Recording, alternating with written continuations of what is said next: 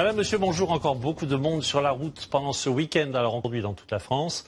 Et puis bison futé, voire rouge demain et même noir dans la vallée du Rhône, dans le sens des départs. Pour les retours, on roulera très difficilement sur la Côte d'Azur. Alors, si vous passez par la Côte d'Or, voici une station essence qui mérite qu'on y fasse le plein. Située sur l'ancienne RN6 du côté de Molfay, c'est près de Saulieu.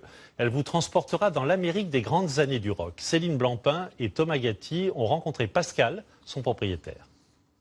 Ah bah là, il n'y a personne. C'est une voiture par-ci par-là. D'ici ce soir à 8 heures, je vais peut-être faire 3 voitures, 4 voitures.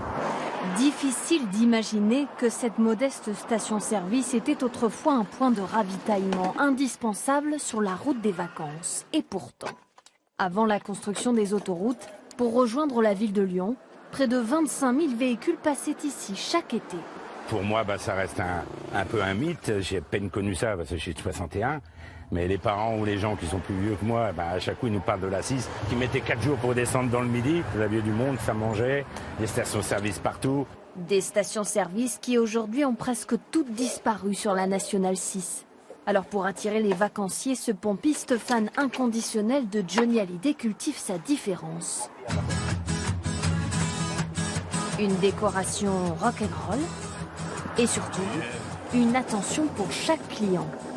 Faire un compte-rond, c'est pas facile. Vous voyez, là, je suis à 43,03. On fait cadeau des 3 centimes aux clients. Effectivement, à la fin de la journée, ça peut compter. On sera pas plus riche à la fin de l'année. Une carte postale insolite pour des touristes un peu curieux. C'est sympa de voir encore quelqu'un qui tient un commerce indépendant et qui est un peu...